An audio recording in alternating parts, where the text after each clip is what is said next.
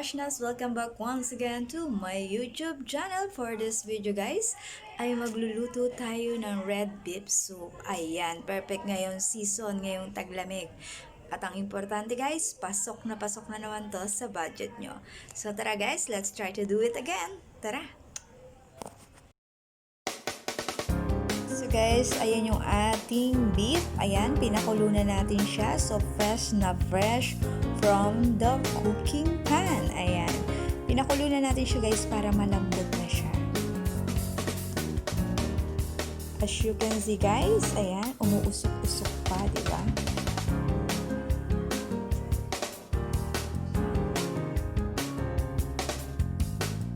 So guys, ito lang yung ating simpleng sangkap. At ang ilalagay nating veggies ay ating repolyo or cabbage, potato or patatas. Sila lang yung ating gulay.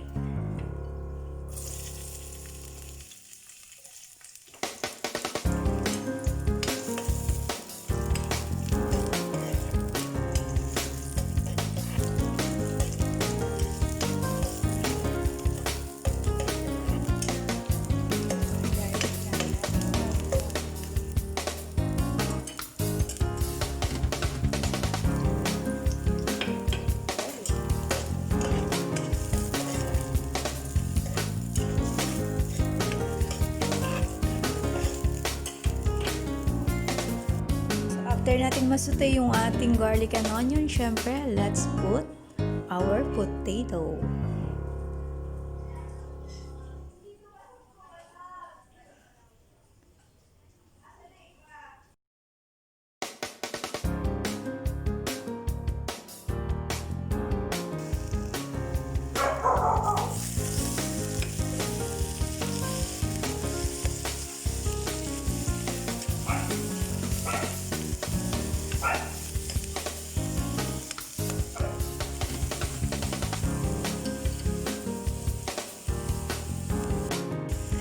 Guys, let's put some tomato paste or tomato sauce. Ayan, para maging red yung ating sabaw. So, ayan, pwede rin siyang kung ano available nyo. Kung may ketchup kayo, so pwede rin naman yon.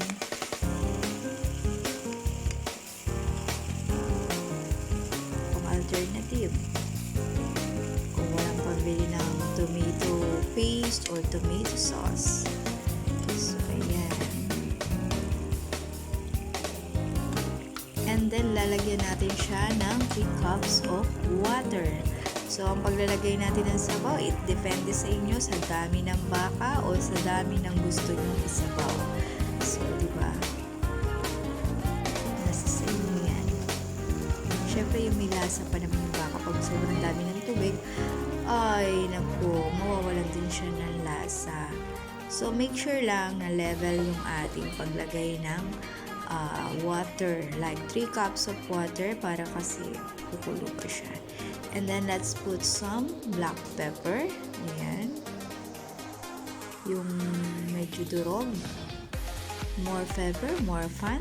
Kaya nga, mas masarap. Mas malasa. And let's put some salt, a little bit of salt, guys.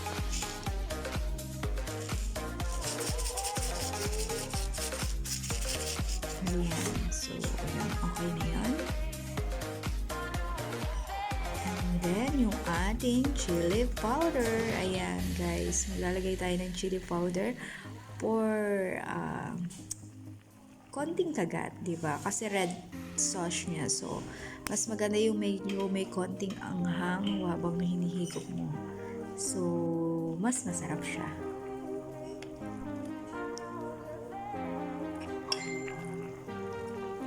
Optional lang naman yun guys kung gusto niyo lang. Siyempre kami medyo gusto namin yung medyo spicy. That's why I put a little bit of chili powder. So, after yan guys, uhulog ko na rin yung cabbage, no? And let's put a little bit of sugar before I forgot sugar. So, jaran! This is it! Ayan. Ang ating red beef soup. Perfect ngayong weather ngayong season. Yung ating red beet soup. So, ayan guys, napaka-simple, napakadaling sundan, napaka-affordable. So, subukan nyo na rin.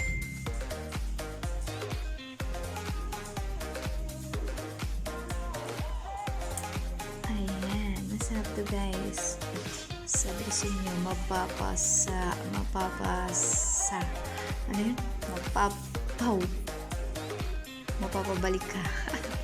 Ano ba yan? So, ayan guys. Yung ating beef red soup.